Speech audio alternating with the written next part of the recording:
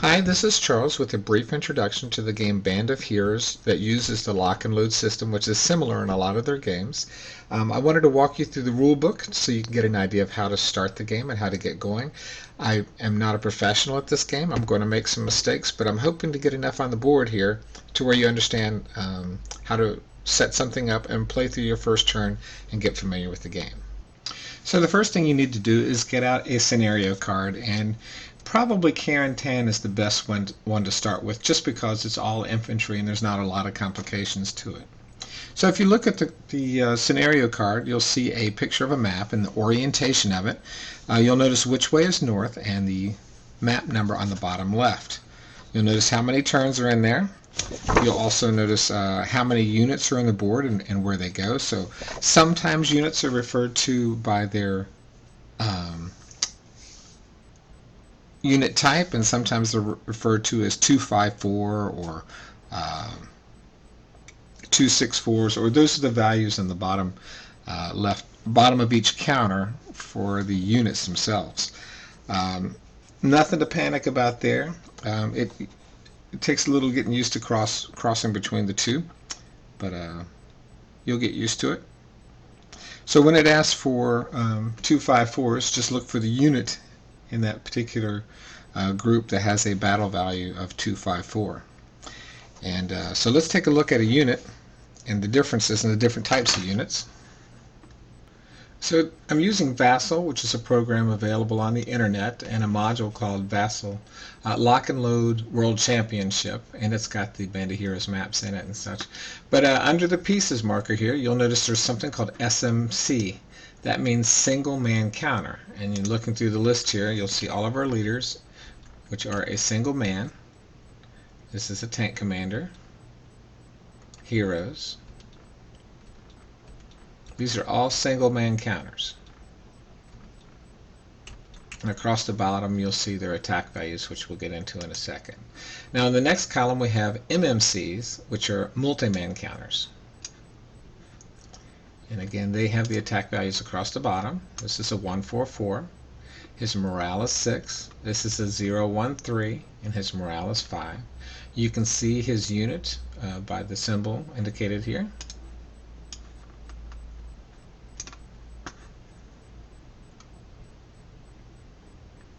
We also have 101st Airborne MMCs.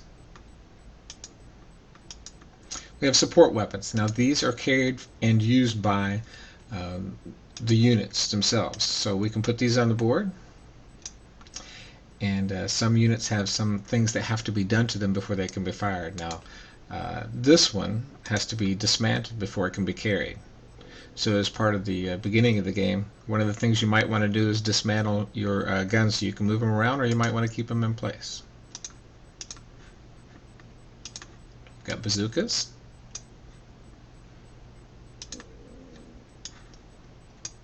Flamethrowers. We've got weapons teams. Now these are units that carry weapons with them. And the weapons can't be separated from these units. So once they're gone, the weapon's gone as well. And then we've got armor.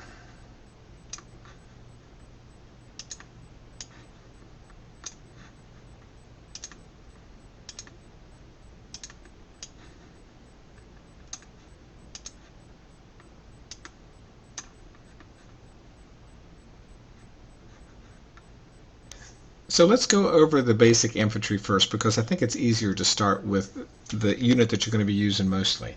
So looking at this unit here, you'll see on the bottom left we have a 2. A 2 is the firepower that's going to be added to your attacks. In the middle number you have the 5, which is the range that weapon can shoot, or the unit can shoot, and 4 is the movement factor. You'll also notice a red box, which you really don't have to pay too much attention to for now, but that basically means that unit is capable of an assault move, which is moving and firing.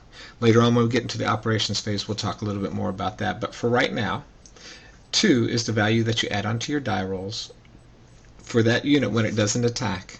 So it is stronger than this unit, which adds a 0. And this unit only adds a 1. You'll also notice that the range of this unit is 5, so it can shoot 5 hexes away, but this one can only shoot 1. This one can shoot 4. Okay, so that 2, which is added on to the attacks, what you're trying to break is this number here, which is the morale, which is 6. 6 means they have a higher defensive value.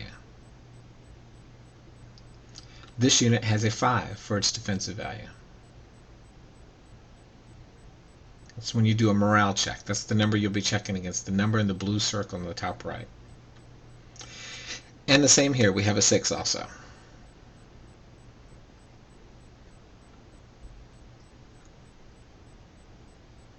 Okay, so now let's look at the leader values. The top right number is his morale value. The 1 here is the number that he can add on to certain actions in the game. When he's combined with a unit, that 1 adds on to his firepower and his movement and some other factors. He also has a command radius of 1 all around him. And 6 is his movement factor. So if he's moving with a group, say he's moving with the crew here, this crew has a movement of 3, but now they can move 4 with the unit, the leader.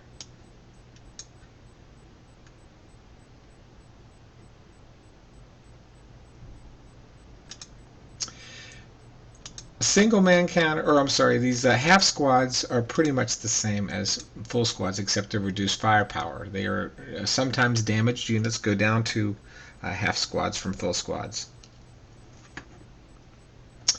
But you can also equip weapons with the unit. So you notice that this unit only has a 2 on the bottom right, where this one has a 2 and a 12.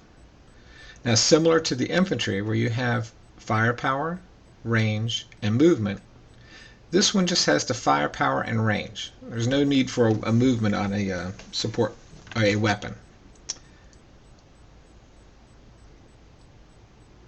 So when combined with a unit, you can see that this machine gun by itself can shoot a range of 12. The unit can only shoot a range of 5. So if the target is greater than 5 hexes away, the unit cannot participate in the attack. So that's important to understand as far as which units are in the range of being able to help and support the other unit. So if this 054 unit is carrying this machine gun, he can shoot up to 12 hexes away and add on 2 to his firepower attack.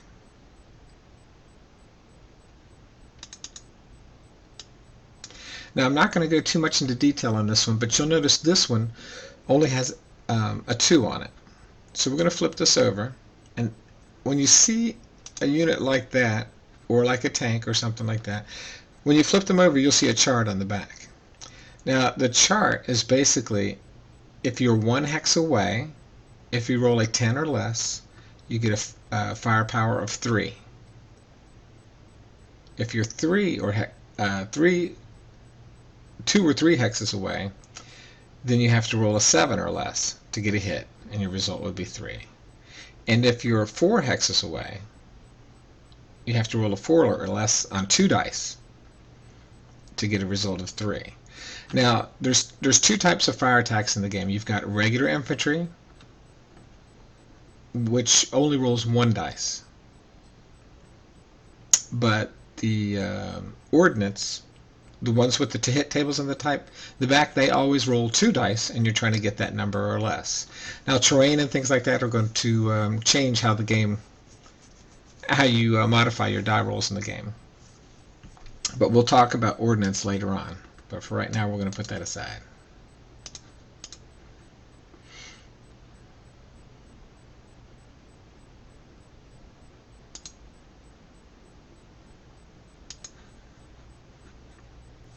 So let's go over stacking, which is rule 1.3. Stacking is basically how many people can fit in a hex. So the rule is 3 squads, and let's just pretend that these are squads, can fit in a hex together. Once you have more than that in there, it's considered overstacked. You can have 2 vehicles in the same hex. like so.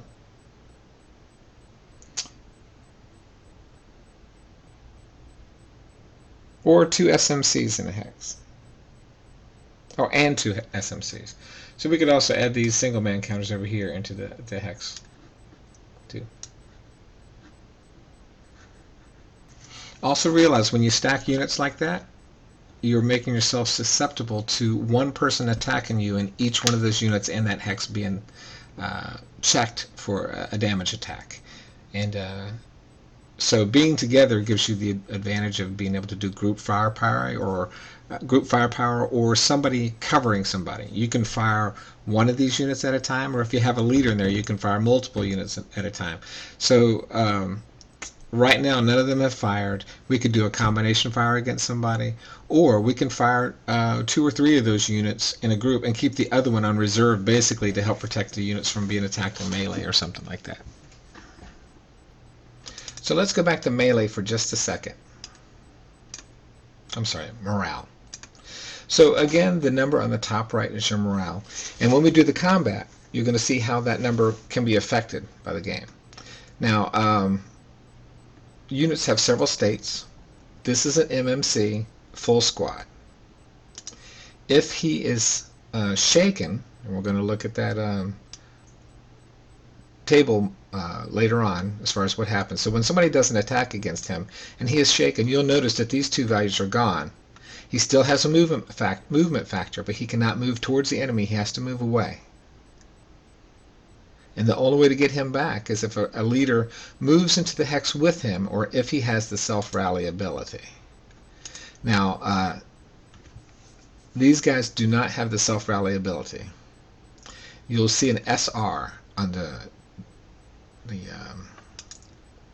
counter if it is capable of self-rally, and there are some unit types that are capable of self-rallying, which means they don't have to have a leader with them in order to rally. Okay, so there is his shaken status, and let's say we hit with that six or more, and he is gone to casualty status. Well, you'll see he breaks down into a smaller unit with even less firepower. Let's flip it over so we can see what it is here. So you see he's broken down into a 144 now. And you'll use these charts in order to figure all that out.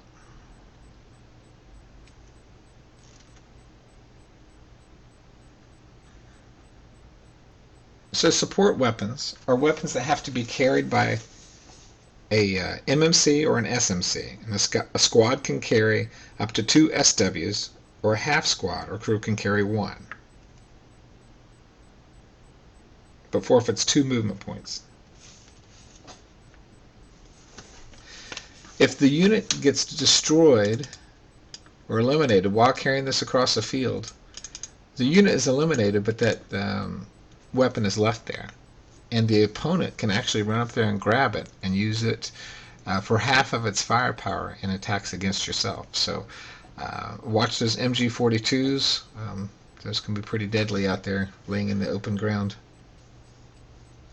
So weapon teams look like this. Represent teams with heavier equipment, more specialized weapons, and these weapons are connected to that unit type. They can also have a self-rally. I don't think this one does. Yes, it does actually. See the SR there? That means self-rally. If you have a weapons team that has a red arrow in the corner, that is the directional facing of that unit. So that unit can only fire in that direction, and check the rule book to find out what that means as far as what your range is. Now some scenarios will have event markers that are placed on the field, and they're triggered in a couple different ways. Some are triggered by time, some are triggered by line of sight. And what that means is a marker will be placed on the field, and when you'll read the scenario notes, and it'll basically explain when a unit can see this marker, this event is triggered. So there's notes on the card that says do not read ahead. Basically, that's the event that's probably going to happen. Adds a lot of fun to the game, and make sure not to read ahead, even though I know it's tempting. Make sure to read the scenario special rules, because sometimes there's things in there that can really help one side or the other. Carentan is a great example because there's fate points that can be used for the American player that can help him re-roll the German player's rolls or give him certain advantages. So make sure to read those rules because they really will help you out. I personally played this the other day, forgot to read those rules, and I got stuck in the middle of the field, and I didn't know what to do. And that was one of the things that would have helped me out greatly. And the last thing I'm going to talk about is terrain on the board. So moving, if you bought this game, you probably know already. We're going to throw it out there just in case people are totally new to the system and stuff. Moving into cover helps protect your units. So if you put units in buildings, like so, he gets the advantage of being in the building. This gives them cover from fire, and you could have a guy with a machine gun here in this building shooting at you, but that building gives you extra cover on top of your morale. So being in cover helps a lot in this game. When you move, you're also taking a reduction for being in the open and moving. So you get no protection here, and you also, if you're moving across a field and somebody shoots at you using fire or opportunity fire, they get a +1 to their attack because you're moving. So that's an important thing to remember, because you're not in a defensive position, you're basically running across the field.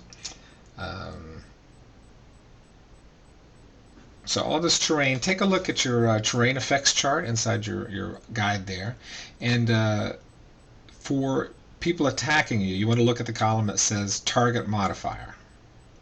Now you'll look in the middle there and you'll see movement cost, and you'll see TOR and leg.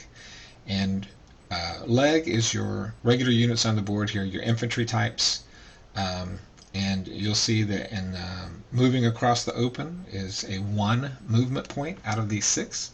So you'll get 6 movement points to go across, but you'll notice the building costs 2 to enter here. So you'll go 1, 2, 3, and to go into trees,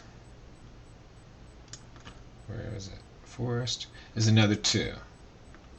4, 5. You have 1 left over, but the only thing you can move out into the open, so you could wait right there. So that's pretty much it for the intro to the units, intro to the map. Again, we've got the map number here. The orientation is on the scenario card. And how the terrain works, things like that. So next we're going to do the operations phase, which is very simple. So the very first thing that happens in every game, every turn, is the rally phase. And the rally phase, especially in the very first turn, is probably one of the easiest things to do, because there's basically nothing to do except for rally the units. And since there's no units that are shaken, there's no need to consider rallying any units. You can also pick up support weapons that have been dropped by the other guy. If you move into a hex and during the rally phase, you can pick up a good order MMC, can pick up a support weapon, or a half squad also. And you can do rallies. Now, if a leader is in a hex with a unit that is shaken, you can rally that unit by rolling 2 dice, and you want to roll the rally number or less. And again, a leader adds to this for a unit. So in this particular instance here, he's a self-rally unit, but he doesn't need a leader with him in order to rally. So let's take a look at this guy. He's shaken, he's in the open, and he's got this leader here with him, and this leader is shaken as well. So if we rally the leader first, that +1 will help us on the next unit, but for now we're at a 7. We roll 2 die, and we rolled a 5, which would rally that leader. Okay, so now his +1 will help this guy.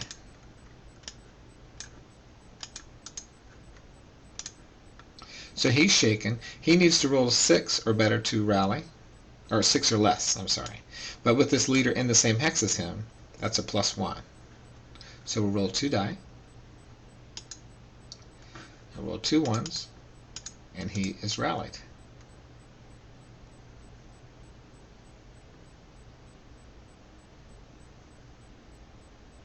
Keep looking for the word rally. Shaken. Now, if the same situation were to happen in a building, so if this unit was shaken in a building, he would get a +2 modifier because he's in the building. So now he would have to roll a 9 or less in order to be rallied. Now, for the most part, most units that are shaken are not going to be in a building, but it's good to know that you get that +2 in case you are in a building. Because typically when you get shot, it's when you're running out in the open across the field, but you can be shot at in a building too. I did forget to say first that the initiative die is rolled. So each player rolls a die. Now the scenario will say who the initiative player is sometimes, but each player rolls a die, and the higher of the two rolls has the initiative, the person who goes first and does his rallies, and then the other person goes next. The winner, if it's a tie, the winner of the last round initiative goes again. And lastly, if two half squads of the same nationality are in the same hex, they can join together to form a full squad. And I think I mentioned before that you can pick up support weapons in this phase and consider them part of your equipment now. Okay, that's it. And now we're moving on to the operations phase.